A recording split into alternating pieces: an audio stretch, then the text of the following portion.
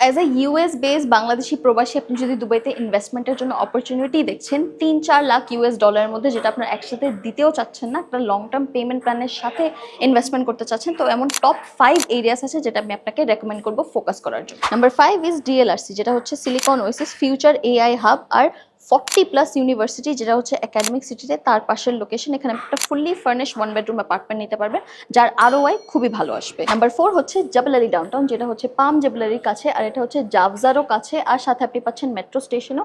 এখানে ইম্পোর্ট এক্সপোর্টের বিজনেস খুব ভালো হয়, তো আপনি এখানে রেন্টালও খুব ভালো পেয়ে যাবেন। নাম্বার 3 ইজ মাজান, এখানে আপনি 2টা ট্যুরিস্ট ডেস্টিনেশনের পাশে লোকেশন পাচ্ছেন, আর তার সাথে হাইওয়েও কানেক্টিভিটি আছে। এখানে আপনি খুব ভালো রেন্টাল রিটার্ন পাবেন, আর একটা টপ ডেভেলপার থেকে আপনি প্রপার্টি নিতে পারবেন, যে হচ্ছে A1 developer. Number 2 is Jumeirah village circle, এটা হচ্ছে দুবাইয়ের একদম মিডলে, তো এখান থেকে সব জায়গার কানেক্টিভিটি খুব ইজি হয়, তাই এটা খুবই হাইলি ডিমান্ডেড এরিয়া।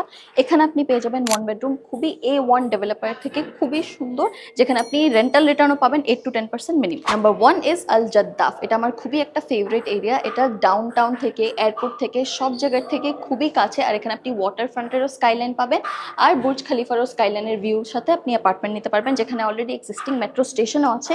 এখানে যদি আপনি চান একটা ভালো ইনভেস্টমেন্ট করে খুবই ভালো রেন্টাল রিটার্ন নিতে পারবেন।